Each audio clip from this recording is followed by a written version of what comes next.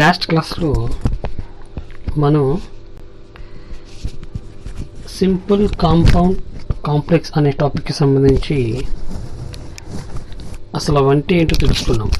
ఎన్ని రకాల సెంటెన్సెస్ ఉన్నాయి, సింపుల్ సెంటెన్స్ అంటే ఏంటి, కాంప్లెక్స్ సెంటెన్స్ అంటే ఏంటి, కాంపౌండ్ సెంటెన్స్ అంటే ఏంటి, నాలుగో టైపు కాంపౌండ్ కాంప్లెక్స్ సెంటెన్స్ అంటే ఏంటి అనేది తెలుసుకున్నాం. ఓకే, ఎలా చేంజ్ చేయాలి అనేది కూడా మనం మాట్లాడుకున్నాం. కొన్ని ఎగ్జాంపుల్స్గా మనం ఇక్కడ వాటి ఎక్స్ప్లెనేషన్ ఇచ్చుకుంటూ ఎలా చేంజ్ చేయాలో ఈ వీడియోలో మనం చూద్దాం. ఫస్ట్ కాంపౌండ్ టు కాంప్లెక్స్ ఎలా చేంజ్ చేయాలి అంటే, ఎగ్జామ్లో కాంపౌండ్ సెంటెన్స్ ఇస్తే కాంప్లెక్స్లోకి ఎలా మార్చాలి.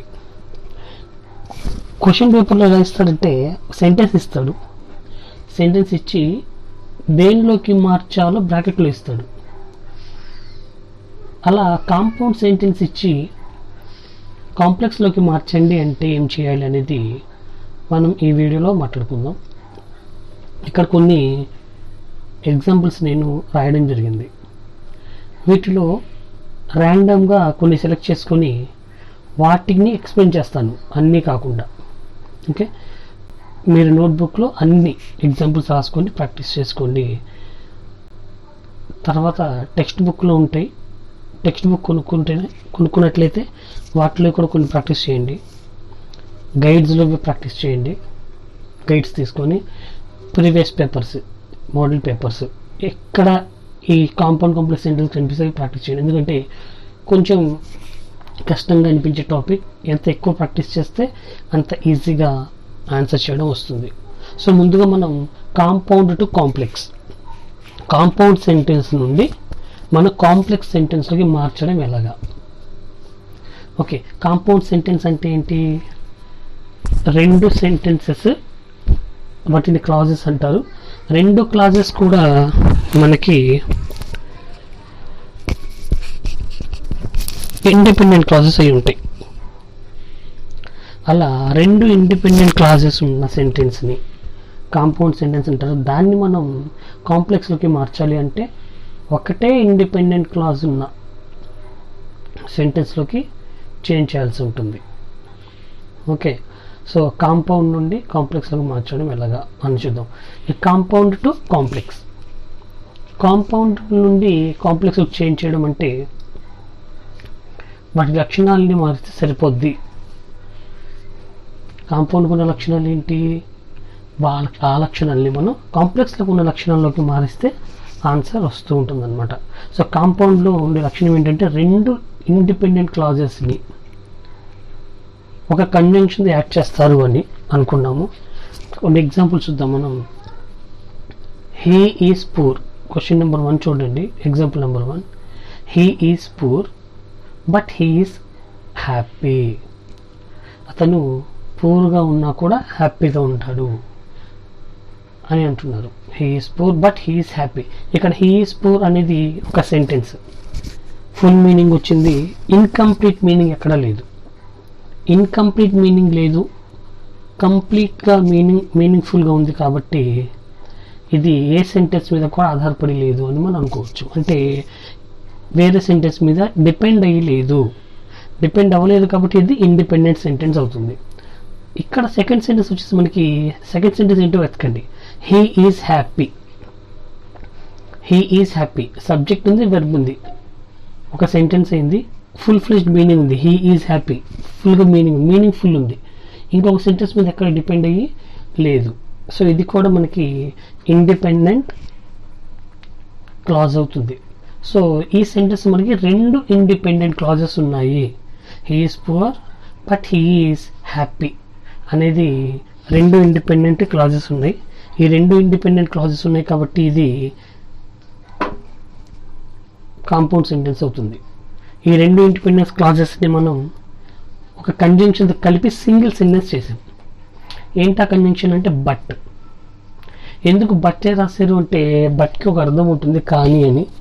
జనరల్గా ఇవి మనం అపోజిట్ మీనింగ్ ఇచ్చే సెంటెన్సెస్ వాటిని రెండు కలిపినట్లయితే బట్ అనే కంజంక్షన్ అని తీసుకుంటూ ఉంటాం అనమాట. ఈ బట్ అనే కంజంక్షన్ మనకి కాంపౌండ్లోనే వాడతారు, కాంప్లెక్స్లో వాడరు. మరి కాంప్లెక్స్లో ఏం వాడతారు అంటే ఇదే అర్థం వచ్చే ఇంకొక కంజంక్షన్ మనం కాంప్లెక్స్లో తీసుకొని వాడుకోవాలి. ఓకే, దానికి ఆన్సర్ చూద్దాం కదా. దీనికి కాంపౌండ్ సెంటెన్స్కి ఆన్సర్ కాంప్లెక్స్లోకి మారిస్తే ఏమవుతుంది?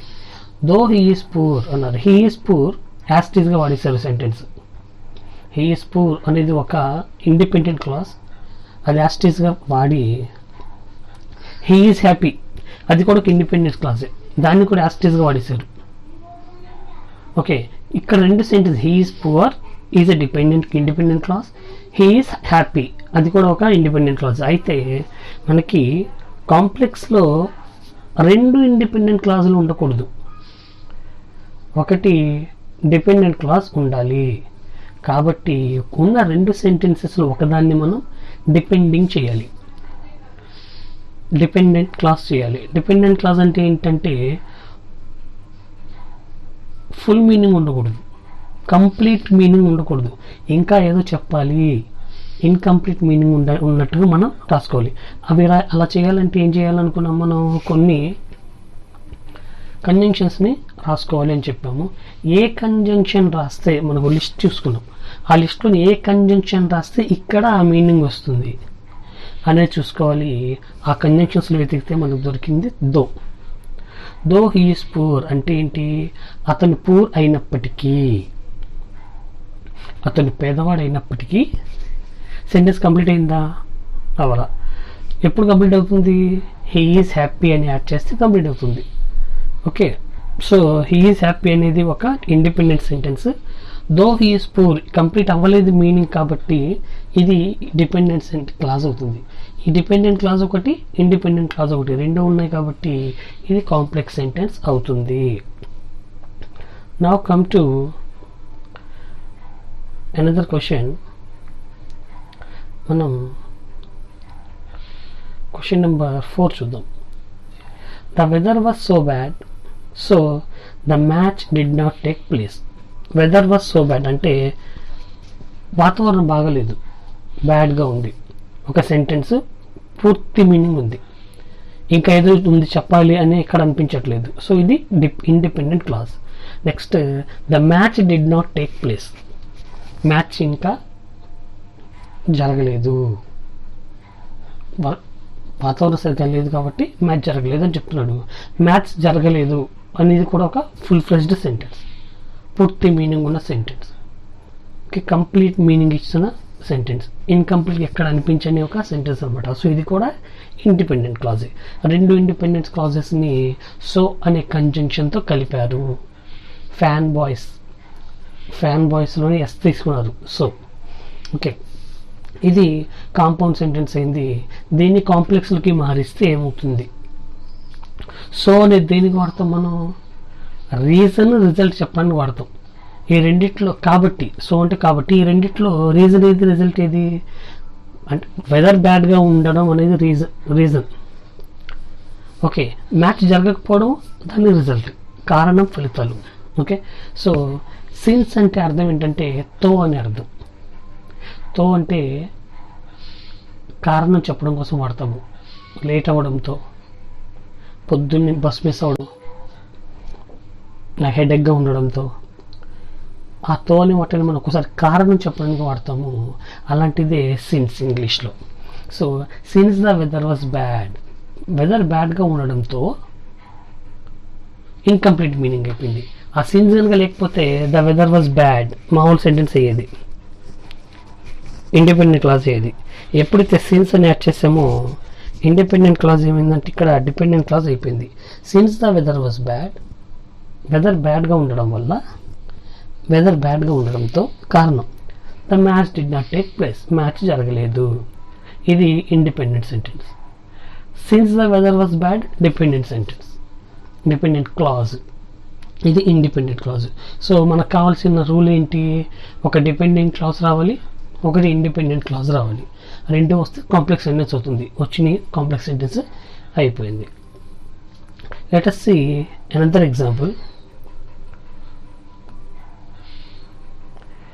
Example number 6 చూద్దాం.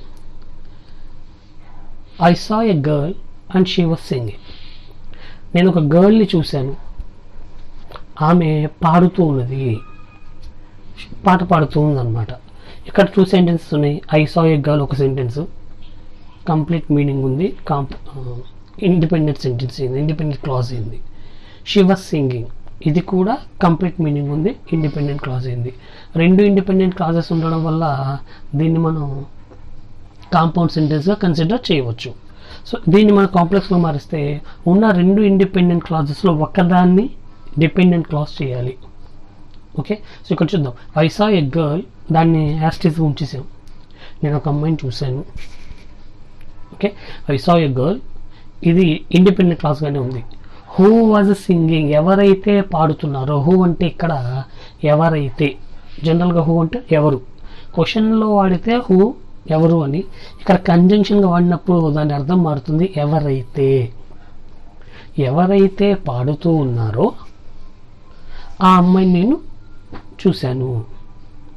ఓకే, ఎవరైతే పాడుతూ ఉన్నారో అంటే ఇది ఇన్కంప్లీట్ మీనింగ్, ఇంకా ఏదో చెప్పాలని, ఇంకా ఏదో ఉంది, సెంటెన్స్ కంప్లీట్ అవ్వలేదని మనకి అనిపిస్తుంది. కాబట్టి ఇది డిపెండెంట్ క్లాజ్ అయ్యింది. మనకు కావాల్సిన ఒక డిపెండెంట్ క్లాజ్ వచ్చేసింది కాబట్టి ఇది కాంప్లెక్స్ సెంటెన్స్ అవుతుంది. Now come to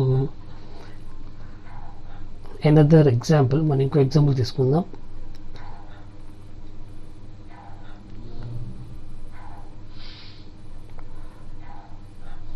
Example number 7. Study hard or you will fail. Study hard, కష్టపడి చదువు. You will fail, నువ్వు ఫెయిల్ అవుతావు. ఈ 2 సెంటెన్సెస్, స్టడీ హార్డ్, కష్టపడి చదువు, ఫుల్ ఫ్లెజ్డ్ మీనింగ్ ఉంది, కంప్లీట్ మీనింగ్ ఉంది, independent clause. You will fail, నువ్వు ఫెయిల్ అవుతావు, ఫుల్ ఫ్లెజ్డ్ మీనింగ్ ఉంది, కంప్లీట్ మీనింగ్ ఉంది, ఇన్కంప్లీట్ ఎక్కడ అనిపించట్లేదు, ఇండిపెండెంట్ క్లాజ్. సో ఈ 2 ఇండిపెండెంట్ క్లాజెస్ని ఆర్తో యాడ్ చేశారు, ఆర్తో జాయిన్ చేశారు. ఆర్ అనే కంజంక్షన్ని వాడడం జరిగింది. Study hard or you will fail, కష్టపడి చదువు లేదంటే ఫెయిల్ అవుతావు అని అర్థం. దీన్ని మనం కాంప్లెక్స్లో చేయాలంటే ఉన్న 2 ఇండిపెండెంట్ క్లాజెస్లో ఒకదాన్ని డిపెండెంట్ క్లాజ్ చేయాలి. అంటే ఇక్కడ కండిషన్ ఇది, స్టడీ హార్డ్, కష్టపడి చదువు లేకపోతే ఫెయిల్ అవుతావు, ఇది కండిషన్, లేదంటే ఫెయిల్ అవుతావు. అంటే చదివితే ఫెయిల్ అవ్వరు కదా. సో ఇది కండిషనల్ క్లాజ్. కండిషనల్ క్లాజెస్ని మనం ఇఫ్ అని అంటాం. ఇఫ్ అంటే అర్థం ఏంటి, ఒకవేళ ఇలా జరిగితే అని అర్థం. సో అది వాడుకున్నారు. If you do not study hard, నువ్వు కనుక సరిగ్గా చదవకపోతే, సెంటెన్స్ కంప్లీట్ మీనింగ్ ఇఫ్ అట్లా ఇంకా ఏదో మిగిలింది అనిపిస్తుంది. So dependent clause, you will fail, నువ్వు ఫెయిల్ అవుతావు, ఇండిపెండెంట్ క్లాజ్. మనకు కావాల్సినట్టుగా ఒక డిపెండెంట్ క్లాజ్, ఒక ఇండిపెండెంట్ క్లాజ్ వచ్చింది కాబట్టి complex sentence. If you do not study hard, నువ్వు సరిగ్గా చదవకపోతే dependent clause. You will fail, నువ్వు ఫెయిల్ అవుతావు, ఇండిపెండెంట్ క్లాజ్. సో ఇది కాంప్లెక్స్ సెంటెన్స్ అవుతుంది మనకి. ఓకే, నెక్స్ట్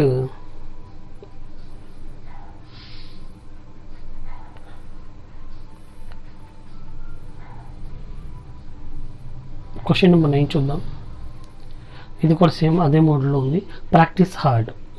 ప్రాక్టీస్ హార్డ్ అంటే హార్డ్గా ప్రాక్టీస్ చేయి, కష్టపడి ప్రాక్టీస్ చేయి, లేదా నువ్వు మంచి సింగర్వి కాలేవు. You cannot become a good singer. You cannot become a good singer is a sentence which is clause, independent clause. And practise hard, ఇది కూడా ఒక ఇండిపెండెంట్ క్లాజ్. 2 ఇండిపెండెంట్ క్లాజెస్ని ఆర్ని కంజంక్షన్తో కంజంక్ట్ చేశారు, జాయిన్ చేశారు. అందుకని ఇది కాంపౌండ్ సెంటెన్స్ అయింది. దీన్ని మనం కాంప్లెక్స్గా మార్చాలంటే ఒకదాన్ని డిపెండెంట్ క్లాజ్ చేయాలి. అక్కడ ఇఫ్ ఫెయిల్ అయితే రాసాము, ఇక్కడ మనం అన్లెస్ రాస్తాము. అన్లెస్ ఇక్కడ ఇఫ్ కూడా రాయొచ్చు. అన్లెస్ అంటే ఇఫ్ నాట్, ఇక్కడ ఇఫ్ రాస్తే నాట్ ఎక్స్ట్రా యాడ్ చేయాల్సి వస్తుంది. Okay, so if you do not practice hard అని అనాల్సి వస్తుంది. కానీ ఆల్రెడీ ఒక ఇఫ్తో ఒక ఎగ్జాంపుల్ చేసాం కాబట్టి మనం అన్లెస్ ఇంకో ఎగ్జాంపుల్ అని చెప్పి ఇది చెప్పడం జరుగుతుంది అనమాట. అన్లెస్ యూ ప్రాక్టీస్ హార్డ్, నువ్వు కనుక హార్డ్గా ప్రాక్టీస్ చేయకపోతే you cannot become a good singer, నువ్వు మంచి సింగర్వి అవ్వలేవు. Unless means if. లేదు, అన్లెస్ బదులు మనం ఇఫ్ రాయొచ్చు. ఇఫ్ రాస్తే ఏమవుతుంది అప్పుడు, if you do not practice hard అవుతుంది. If you do not, so అక్కడ నాట్ యాడ్ చేయాల్సి వస్తుంది. అన్లెస్లోనే నాట్ వస్తుంది. Unless means if not. Okay, unless you practice hard you cannot become a good singer అని వస్తుంది. ఓకే, సో ఇది ఇంకొక ఎగ్జాంపుల్.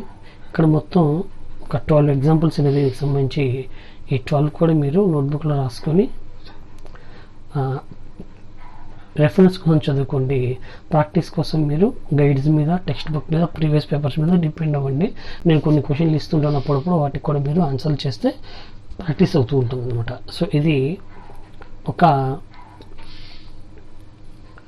కాంపౌండ్ సెంటెన్స్ని కాంప్లెక్స్లోకి ఎలా చేంజ్ చేయాలి అనేదానికి ప్రాక్టీస్గా చేసిన కొన్ని సెంటెన్సెస్ అనమాట.